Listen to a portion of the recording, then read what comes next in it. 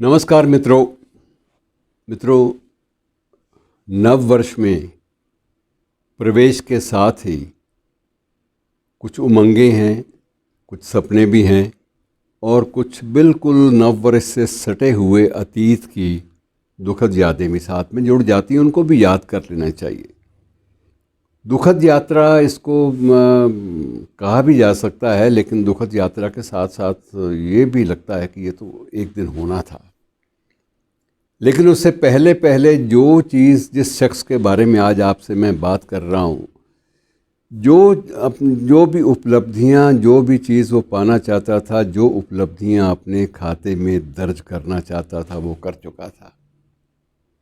और इसके बाद, आकाश के बाद किस बुलंदी को व्यक्ति छुए, ये तलाश करना बेहद मुश्किल काम होता है। और अगर होती कोई चीज़ तो वहाँ भी उस शख्सियत का शायद ठप्पा लग चुका होता। मैं आज बात कर रहा हूँ पेले की। पेले एक ऐसी शख्सियत, एक ऐसा फुटबॉल का खिलाड़ी जो पूरी विश्व के लिए एक मुहावरा बन गया, एक लीजेंड जिसे आप कह सकते हो कि लोकप्रिय महानायक के रूप में उसको लिया गया। और ये कहते थे कि उसके पैरों का जब जादू चलता है, जब भी चलता था तो दुनिया थम जाती थी। थमने की आप सबसे बड़ी मिसाल लीजिए कि नाइजीरिया में गृह युद्ध की स्थिति पैदा हो गई। गृह युद्ध हो रहा है, लोग एक दूसरे को मार रहे हैं, दो ग्रुप हैं, दोनों ही ग्रुपों के, दोनों ही गुटों के लोग परस्पर भिड़ रहे हैं। लेकिन सिर्फ पेले के कारण दोनों पक्ष सहमत होते हैं कि एक दिन का युद्ध विराम। वो इसलिए ताकि पेले अपना मैच खेल सके, और पेले के मैच को देखने के लिए विश्व भर के लोगों की जब निगाहें टिकी होती हैं, तब गृह युद्ध भी थम जाते हैं। ऐसा कभी नहीं हुआ इतिहास में, मानव इतिहास में। आप भारतीय इतिहास की मैं बात नहीं कर रहा, मानव इतिहास में भी इस बात की कोई मिसाल नहीं मिलती कि किसी एक व्यक्ति के पैरों का जादू देखने के लिए गृह युद्ध करने वाले दो गुट परस्पर इस बात पर सहमत होते हैं कि हमने एक दूसरे की जान लेनी है, तो इसके बाद लेंगे। मैच से पहले या मैच के दौरान हम एक भी गोली नहीं चलाएंगे, एक भी हथियार का प्रयोग नहीं करेंगे। इससे बड़ी किसी भी व्यक्ति के लिए सम्मान की अभिव्यक्ति मुमकिन नहीं है।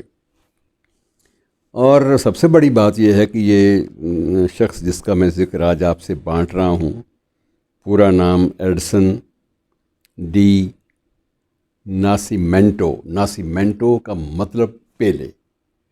ये अर्थ निकाला गया है उस शब्द का पेले के रूप में, और पेले और दोनों चीज़ें पर्यायवाची बन गई। मूल नाम और प्रचलित नाम दोनों पर्यायवाची बन गई। किसी एक नाम को ले लीजिए, दूसरा अपने आप उभर के सामने आ जाएगा।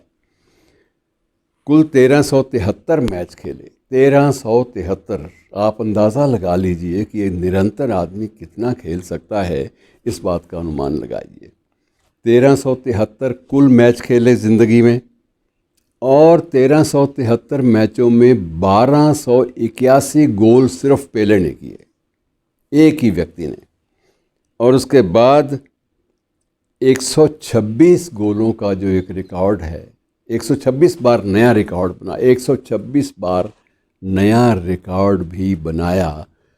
कभी गतिशीलता के लिहाज से, कभी गोल की फुर्तीलेपन के लिहाज से, कभी दौड़ने की स्पीड जो थी, उसकी जो धावक के रूप में होती है प्रतिष्ठा, उसके लिहाज से, अलग अलग कोणों से, अलग अलग एंगल से इसका मूल्यांकन करने का प्रयास किया गया।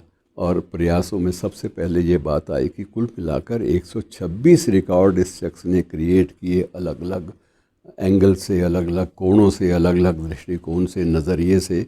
126 रिकॉर्ड जो व्यक्ति कायम कर सकता है, वो क्या और प्राप्ति कर सकता है, इसकी एक सीमा है। लेकिन उसने सारी सीमाओं का अतिक्रमण किया।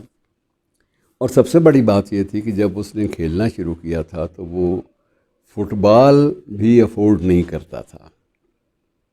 फुटबॉल भी पुराने मैले कपड़ों को बांध बांध के फुटबॉल बनाया जाता, और उस फुटबॉल से उसने खेलने का जो प्रशिक्षण शुरुआती दौर में लिया वो उस फुटबॉल से लिया, क्योंकि एक फुटबॉल भी उसके लिए दुर्लभ होता था उन दिनों में।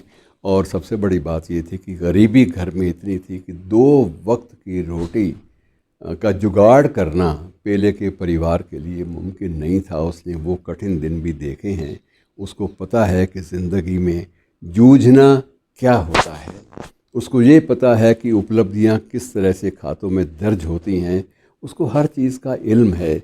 और यही यही एक बात है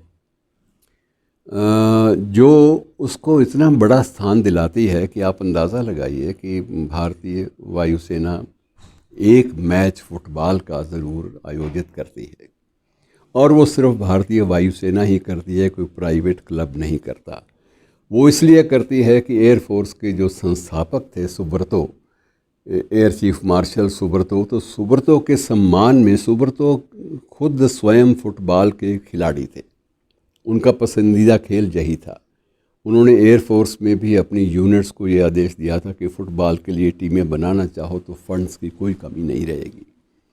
तो सुब्रतो के दीवानगी, जो फुटबॉल के प्रति जो दीवानगी थी सुब्रतो मुखर्जी की, उसको सम्मान देने के लिए भारतीय वायुसेना हर वर्ष एक सुब्रतो कप फुटबॉल प्रतियोगिता का आयोजन करती है। और ये फुटबॉल इसका जो एक बार आयोजन 2015 में हुआ था, जब पेले को विशेष अतिथि, मुख्य अतिथि के रूप में बुलाया गया। पेले भारतीय वायुसेना के राजकीय मेहमान के रूप में आए। उनका रहना, उनकी देखभाल, उनका सब कुछ, सारा का सारा खर्च उनका वो भारतीय वायुसेना ने उठाया। और वो कहते हैं कि लोग कहते हैं कि उस दिन जिस स्टेडियम में ये मैच हो रहा था सुब्रतो कप, उस स्टेडियम में जितने भी लोग आए थे उनसे पूछा जाता था, बार बार पत्रकार भी पूछते थे, मीडिया वाले, कि बार बार कि आप लोग सुब्रतो कप के लिए आए हैं, फुटबॉल देखने के लिए आए हैं? ना, पेले को देखने के लिए आए हैं। सिर्फ उस व्यक्ति को देखने के लिए, एक झलक पाने के लिए लोग दीवाने हो जाते थे। और दीवानगी की ये हद थी कि उसको आग्रह किया गया, भारतीय वायुसेना द्वारा सज्जित एक जीप में अंगरक्षकों के साथ, भारतीय वायुसेना के अंगरक्षकों के साथ उसको पूरे के पूरे स्टेडियम में घुमाया गया। और इतना सम्मान भारतीय वायुसेना ने किसी को नहीं दिया, केवल अपने जो मुख्य हमारा सेनाओं का जो मुख्य संरक्षक है वो राष्ट्रपति होता है, और उसको मुख्य प्रधान, सुप्रीम कमांडर भी कहा जाता है। तो सुप्रीम कमांडर के तौर पर या तो हमारे राष्ट्रपति को सम्मान मिला, या फिर सुब्रतो मुखर्जी को इतना बड़ा सम्मान मिला था। ये किसी प्रतिरक्षा मंत्री को या किसी प्रधानमंत्री को भी इतना सम्मान नहीं मिला जितना पेले को मिला। और पेले को जो सम्मान मिला वो प्रोटोकॉल के हिसाब से नहीं, वो उसके प्रति जो श्रद्धा जो उत्पन्न लोगों के मन में व्यापक स्तर पर हुई, वो एक बहुत बड़ी बात थी। और सबसे महत्वपूर्ण बात जिसका मैं जिक्र करना चाहता हूँ वो ये है कि 3 बार ब्राज़ील के लिए इसने फुटबॉल का जो विश्व कप था वो जीता। और उसके बाद इसको लेने के लिए विश्व की फुटबॉल टीमों में एक होड़ सी लग गई कि अगर पेले मिल जाए तो हम लोग कुछ भी कर सकते हैं। और इतना बड़ा दबाव सभी विश्व की सभी फुटबॉल टीमों, फुटबॉल लीग्स की तरफ से पड़ता था कि ये कहाँ जाएगा, आखिर इसकी कोई ना कोई तो अपेक्षा होगी, जो भी इसकी अपेक्षाएं होंगी हम पूरी करेंगे। चैरिटी में कहेगा, चैरिटी में हम अरबों डॉलर लगा देंगे। अगर ये किसी और कार्यक्रम की बात करेगा उसमें हम लोग पूंजी निवेश करेंगे, लेकिन इसको नहीं कहीं जाने देंगे, इसको लेंगे, ये लेकर रहेंगे, ये सब का संकल्प होता था।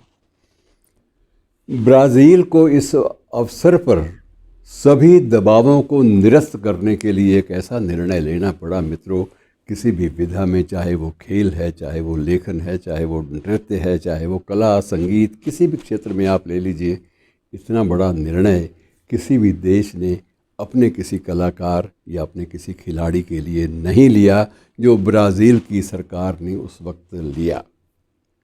निर्णय ये लिया गया कि पेले को राष्ट्रीय संपदा घोषित कर दिया जाए। और पेले को राष्ट्रीय संपदा घोषित किया गया क्योंकि उसके बाद राष्ट्रीय संपदा के बिकने का या राष्ट्रीय संपदा पर किसी का भी आक्रमण हो या किसी का कब्ज़ा किसी अन्य देश का हो, ये संभव ही नहीं हो पाता क्योंकि वो नेशनल प्रॉपर्टी है। तो किसी व्यक्ति को राष्ट्रीय संपदा घोषित करना और उससे पहले उसको अपनी वहाँ के ब्राज़ील के राष्ट्रपति ने अपनी कैबिनेट में खेल मंत्री का, केंद्रीय खेल मंत्री का दर्जा भी दे दिया।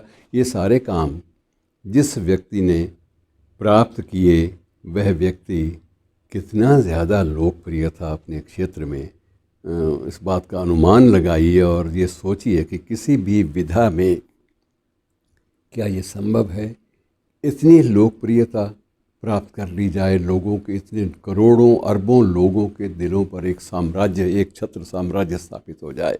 धन्यवाद दोस्तों।